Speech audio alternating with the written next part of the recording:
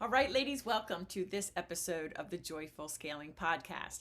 Now, you've no doubt heard about getting more bang for your buck. Well, today's guest works with authors and helps them get more bang for their book. I love it, and she does it in a very unique way.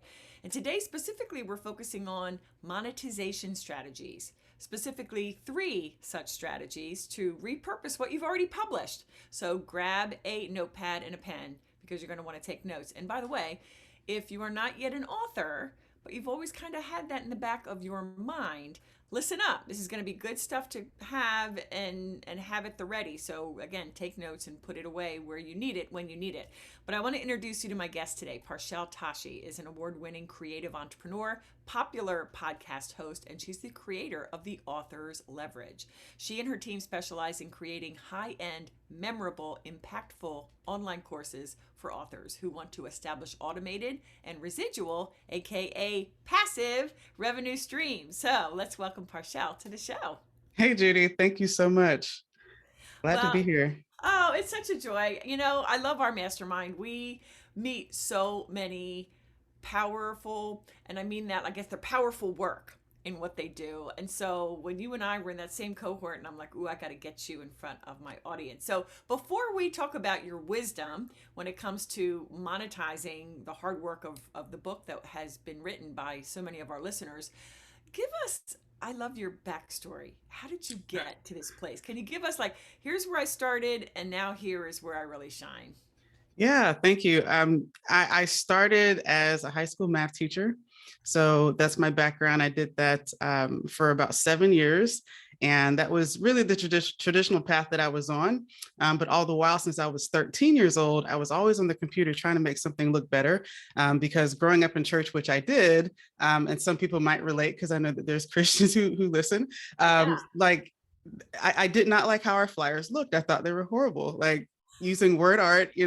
So it was that got me on the computer as a young person, like just playing around. But so fast forward, I'm teaching school, and the last 2 years that I was teaching, someone asked me the question, if how much I would charge to do creative work for them, and I had never thought that that was a possibility at all. Had no sense of entrepreneurship. Anyway, fast forward, I end up jumping into that world. The entrepreneur bug bit me, and 2 years later, I quit my teaching job. That my side hustle became my full time hustle, and I was doing video production, solo freelancer with my own equipment, and then started. I guess that entrepreneur bug kept growing, and eventually, I was able to grow a production company on the East Coast in 2 locations. And we were doing work for a number of brands and organizations across the country. And it just was phenomenal. And got to the point during the pandemic where there was a lot of self-reflection happening. I wasn't happy with essentially the work of producing the work that we were doing with my company. And to be honest, it just, you're producing things you really don't care about. You're just doing it because it's a job. And I didn't Yeah. sign up for that. So I really made a tough decision, shut that company down, and was really searching for something new.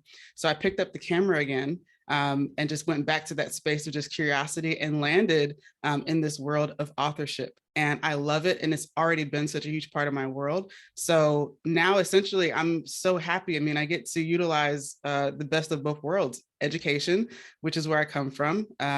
I actually have my degree on the wall over there, because I thought it was a waste of time when I quit teaching. I was like, well, so much for that.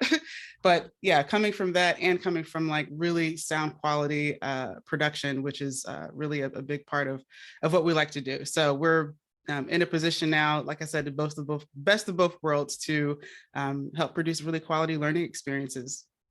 That's so good. And I want to land on it. I want to unpack just a couple of things you said Sure. because I know that a lot of our listeners are entrepreneurs, but I also know there's a bunch that aren't quite yet. Mm, And I'm sure you found this too. Those that are maybe in corporate or teachers who, you know, they thought that was going to be it.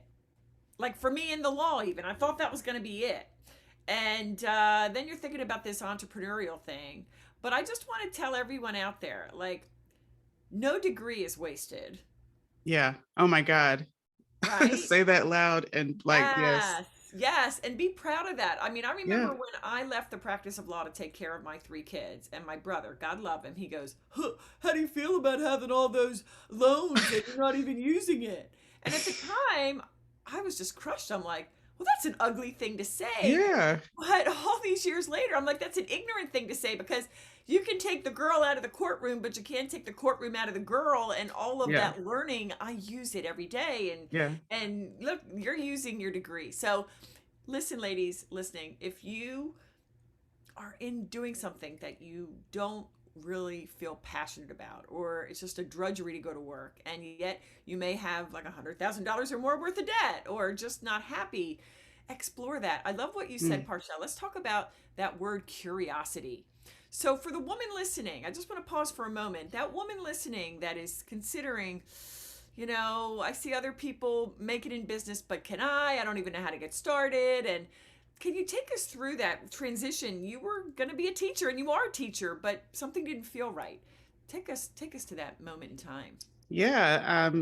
When I started doing just side work and people were paying me for it, it really was like, wow, like this is really interesting. And that curiosity, um, and I should say a curiosity in the sense of what was happening, what I started to notice, my awareness changed, if you will. It was so going to school, what really really became like in the forefront of my mind was the bell going off in school, right? Mm, And that bell was just like routine. You do this, you do that, you can't do this now, you have to do this, and just certain constraints around just the time, and even wanting to in some respects do something different with your students, but you can't because you're constrained. You have all mm, these restrictions around your, in my opinion, my gift and what I can share. And so um yeah, I think that us just finding and I guess, giving ourselves that opportunity to have permission, right, to mm, explore. mm-hmm. Like Yeah. that was huge for me. And in coming into what I'm doing now, I became curious again. I really did. And I picked up the camera and I started taking just side projects and things just to find Mm-hmm. where is this vein for me? Where do I feel most aligned? And that became sort of my North Star in that process. So curiosity is everything, Mm.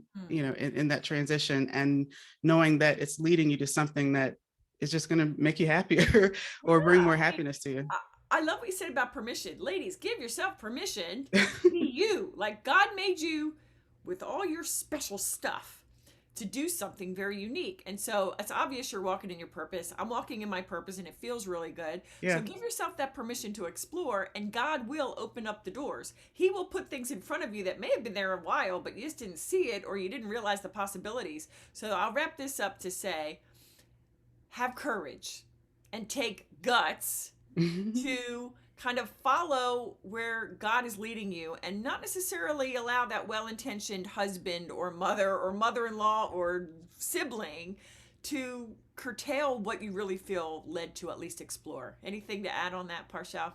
No, 100%. And I mean, you added some some sprinkles on top about other people and how relate to those that are well-meaning. I mean, you said it very well. They're well-meaning, but they don't know what it is to be you.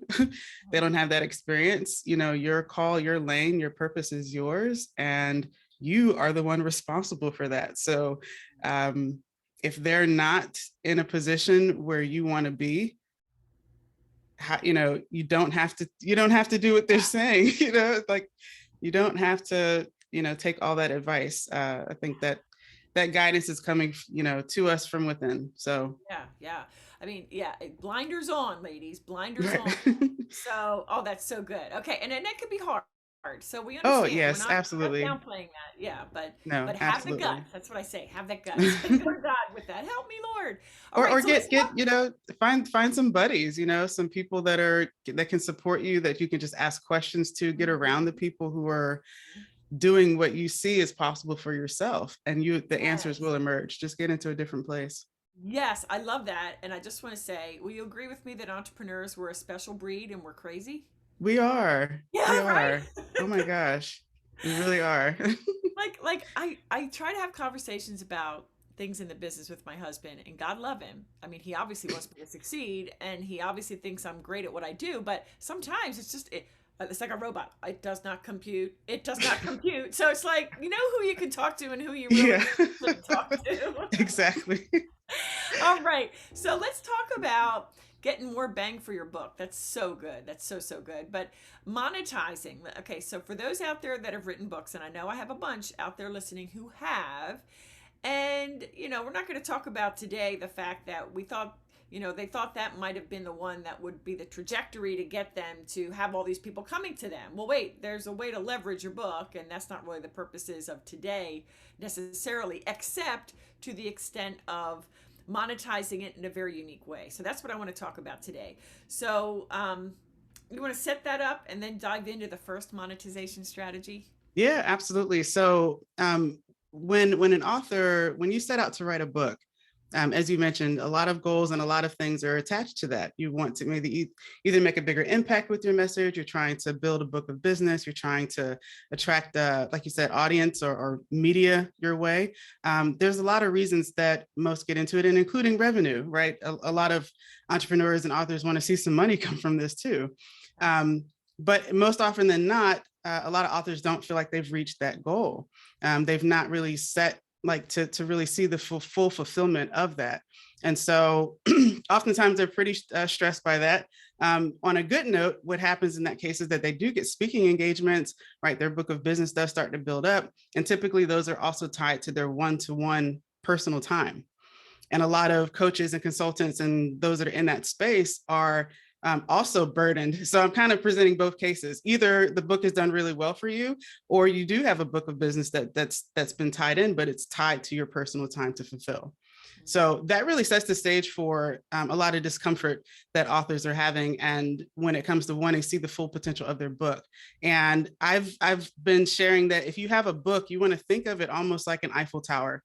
So the Eiffel Tower is the big attraction that we want to come to, but you really experience the Eiffel Tower right where it is, right in the cafes that surround it, in the gift shops, in the different experiences that honestly are making more money than the Eiffel Tower itself, which is the point. So your book has the ability to draw people to you, but the experiences that you create around it are really important. So one of the things that I share is that, publishing, having published something is wonderful. It creates credibility. But when you have products attached to that, that's what creates cash. Say that last part again. That was too good not to repeat. So publishing creates credibility. It does do that. Products are what create cash. And if I'm being more specific, experiences create cash today. I love that. And you're so right, because I think now where buyers are becoming so savvy and competition is becoming so saturated in virtually every market out there, I would venture to say definitely every market out there, it's about the experience. I mean, that's the differentiator. So let's talk about ways to monetize this book that we put our blood, sweat, and tears into. So what's the first strategy? Yeah, the first strategy really is around lead generation. So this is really speaking to more so of the author who is in a position where your book is out there, but it's just not generating the revenue that you anticipated. In that case, having a lead generation strategy is going to be really key.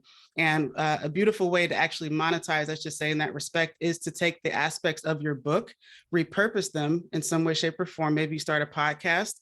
Maybe you actually just have, in some cases, you could do a content day, right? A VIP content day, and really film all the content and the assets that you can use on social media to draw that attraction with the right messaging. But essentially, you're using the contents of your book to be what draws people to you so that you can build that book of business, or that you can start to build those relationships. So lead generation is really essentially that first type of monetization strategy that, again, lines up with a particular service or one-to-one offering that they have. You want to build up that side of your business. So that's the first monetization strategy that I usually share. But the next one, if I can jump straight into that, if that's cool. I have one quick question. Oh, sure. I'm sorry. On the lead gen, so I'm assuming you're talking about, for example, offering your chapter 1 for free as exactly. kind of an entree. Okay, just want to give like an example or two to. Really yeah, absolutely. So the first chapter, that's a great way. Also having action guide as a part of your reading in your manuscript. So having things in place that are going to essentially be that lead magnet, help you build your email list. That's another big emphasis right now today, of course, is your list. Who's your community? So that first monetization strategies kind of fall under, or I should say the ideas of how to monetize fall under that type of strategy, if you will, is if you're in a position where you're trying to generate leads. Beautiful. And ladies, uh, there may not be money attached to it. Remember, I said Right, free, but right. you're setting up your sales funnel so that, okay, this person bought your book. Well, you don't have their email address. Amazon does, or wherever your book is sold. So this is a way for you to give you the power to reach out to them, and they raise their hand saying, I'm interested. So this absolutely is a monetization strategy. So, okay, great. That was number one, lead gen. What's next? Yes. Number two is going to be all about product development and productizing. This is huge because essentially this is where you're looking at your book kind of as the Eiffel Tower, right? What are the experiences? What are those products that we can create that tangibly that surround it and that are tangible? And so these are where we love to shine. An online course is one of the best ways to do that. And also easiest compared to some of the others. But essentially with an online course, that is a really great way to position what you have written in terms of the what and the why in your book into the format of how and with who. You're establishing that necessary component for that information to actually take root into people's lives. So we emphasize online courses in that respect, and also for its ability to create that separation between those that are finding out about you through your lead magnets and your one-to-one time. So a course being in the middle allows those to still get a big win, and perhaps that might be a requirement for your one-to-one offerings. It really is powerful, and you can offer that also if someone can't afford or is not the right fit at the moment for your one-to-one service. They can still get tangible, well-bet results from, sort of a downsell or another offer that you can give them that's more aligned with their or fit with where they are. Yeah. So a lot of benefits in that respect. But in the same way, you want to think of essentially those experiences, whether they're virtual, in person, workshops. Maybe your program is certifiable. Now you have a train the trainer program. Like really look and see what's possible as it relates to all the different products that you can facilitate and create alongside your work. Gosh, that's so good. And so for that, what price point? I'm sure, what's the range of price point for that second monetization strategy That's generally? that's gonna vary. You mean in terms of the actual, Yeah, like because what you're I think charging for those? I think like a course could be 297, it could be 997, it could be Yeah, 5,000 bucks, yeah, and if it's an experience of a live event, well, that's going to be several $1,000s. So exactly. just again, wanted to give the listeners a little bit more. I love to give them examples to help them really visualize what we're talking about, so Yes, yes, they I can love it. I yeah. love it. Yeah. So essentially, I would say price range, you're looking at anywhere between $97, because they can also get the book at, at a cost. But typically we're charging between 97 and upwards to 2,000. So that's like a sweet spot that typically someone's willing to also spend in a virtual or interactive experience online without having to talk to someone on the phone, because it Mm. crosses that threshold of being a higher ticket item. So we like that point, that sweet spot, and we're actually in our process too, really analyzing different aspects about the entrepreneur themselves, right? What is the space they're trying to create in their lives, and how do we make that product, check off a lot of boxes in that respect. So good. All right, so the sweet spot's 97 to 2K. 97 to 2K, yeah.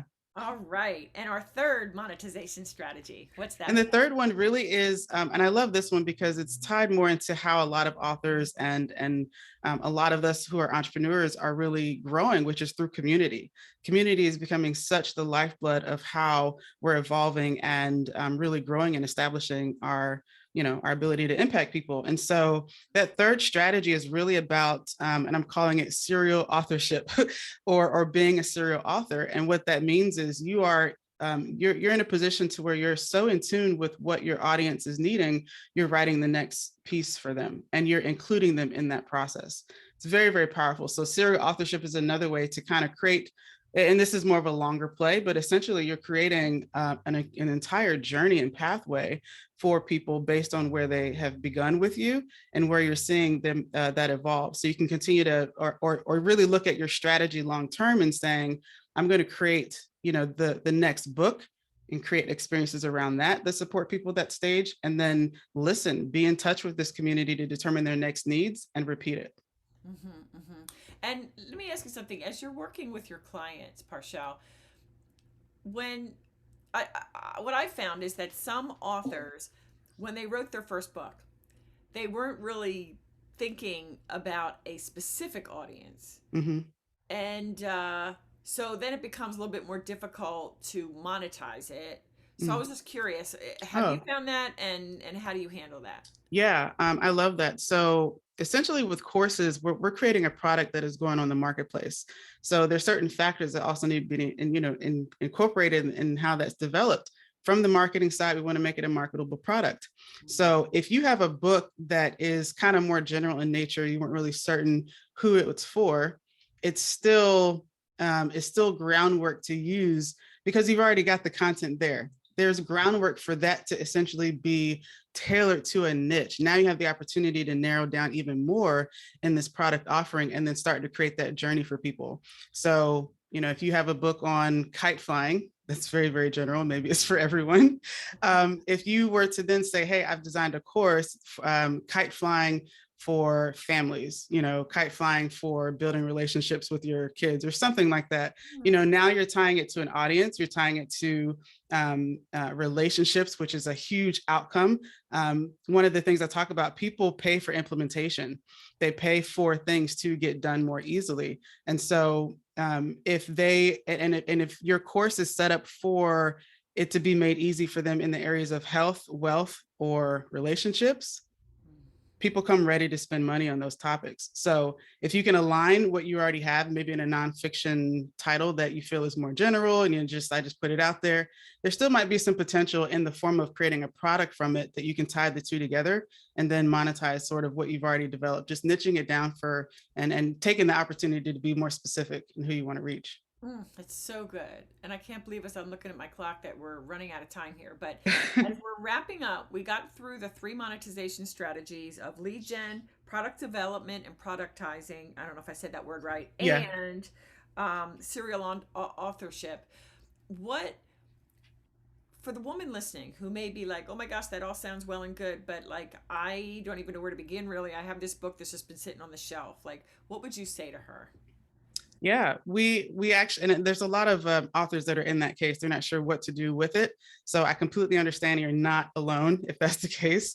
Um, I definitely recommend, for sure. I'm happy to chat with anyone who wants you to kind of talk out their specific idea. I do that pretty often these days. So I'll be sure to share a link to where someone can do that to reach out to me. The other thing that we're excited to build up, and this is going to be available next quarter, is a book to course scorecard quiz. And so this is going to be a really interactive way for you to essentially ask some really simple questions that probably take less than 2 minutes, but you're going to walk away with a score that lets you know about where you are. Maybe you do need just that little tweak, as I mentioned before. Maybe it needs to be tied to a niche or to a particular outcome. So that way, as a product, it works. And then some other factors, we look at that, but you'll be able to have access to that in the next quarter. So we're excited for that to be out and about. And we're really proud of this quiz because it is going to be video interactive. One of the biggest selling points of what we're doing and what we're offering is, I shouldn't say selling point, but a big value add is the production quality that comes along with working with us. And so we hope through the scorecard quiz experience, which is going to be video based, you kind of get a feel for the quality and what that can look like and the differences today and how that's being perceived in the market. So Yeah, I love yeah. that, and it is a selling. I mean, it's a Yeah. selling I mean, advantage or whatever. Yeah, I'm, you know, yeah. most of us are entrepreneurs. We get it, You get it. You get and it it. makes perfect sense. But all right, so I will definitely leave the link, and by the time this is released, that quiz will be made available, and that link will be there in the show notes. So, ladies, make sure you go back for that, as well as thank you for your gracious opportunity to speak with you. Where can the ladies connect with you online? Where is it best to find you? Yeah, best on LinkedIn. So you can find me, Parshelle Tashi. and or you can type in the author's leverage, and either one of those will get you my direction, and I'll make sure you have the link to Judy. Yep. Awesome. Beautiful. Well, thank you so much, Parshelle. I knew this would be a power packed Yeah. pearls of wisdom in there. It's so good. Parshelle, thank you for taking your time and sharing it with my ladies. My pleasure. All right, ladies, thank you for listening. And tell me, how did you think of this episode? What's some of your biggest takeaway? And I would love to know, really, truly, what action you're going to take as a result of this. You can reach out at judyweber.co/podcast. Scroll down, and you can actually leave me a voice recording. Hey, Jude, listening to Parshelle, I am going to write that book. Or, hey, listening to this episode, now I'm excited to reach out to Parshelle and to find out what I'm going to do with this thing because I worked so hard on it. So thank you for listening. Let me know what kind of guests you would like or additional topics because this is for you, ladies. So once again, mwah, love you, Parshelle. Love you, ladies. See you next Love you time. too.